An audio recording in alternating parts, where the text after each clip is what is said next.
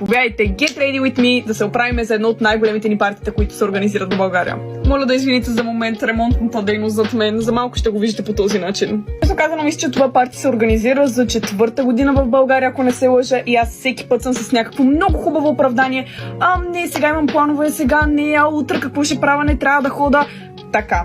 Тази година бях като сега или никога. Махни оправданията. Освен оправданията, трябва да махна кръка на тази жаба, защо е тук, много ме дразнаше.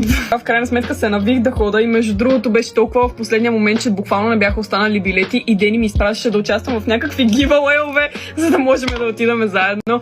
Но, честно казано, аз не се записах в нито един. Защото бях като ще си намеря билети. Няма да е толкова сложно. Между другото, не знам дали съм само аз, но ми е нужно съвсем малко да се оправи времето, за да реша, че ми се ходи на море.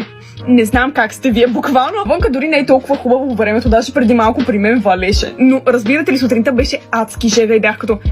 Къде е Банския? Вече бях решена, че отивам на морето. Дори да не се тупа в самата вода, просто ми се ходи вече на море. Да, най-скоро време сигурно ще се разпална така на морето. Може би едно от най-гадните неща е всъщност навънка да е мръсна жега, а ти да си на училище.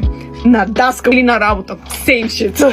Университет също е неприятен, но да, като цяло разбрахте на къде бия. Мале хора, много харесвам руката сенки. Направо за новата колекция да ги готвиме. Идеята на този купон е да си цветен, шарен, халюциниращ, така че най-вероятно това ще е моят аутфит и ще си добавя някакви камъчета около очите. Сега ще ги пробвам, че точно 2 пъти съм си слагала камъчета, не са издържали много, така че да се надяваме, че тези ще издържат до края на вечерта.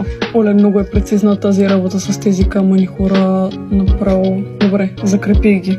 Мисля, че се получи сладко. Между другото, в момента супер много осъзнавам, че закъснявам и вероятността Дени, Лина и компания да ме чакат е много голяма. Аз много мразя някой да ме чака направо по одявам, така че ще се разбързам малко.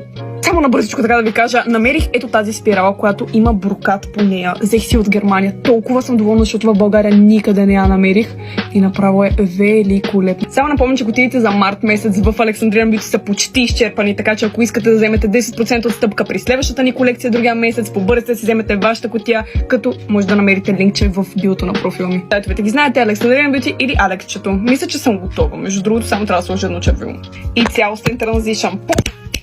Хайде ще се направим, че от началото на този транзишън не са минали 40 минути, но въпреки това се оправих, готова съм. Мисля, че се получи много добре визията, обаче Делислав все още не ми е звъннал.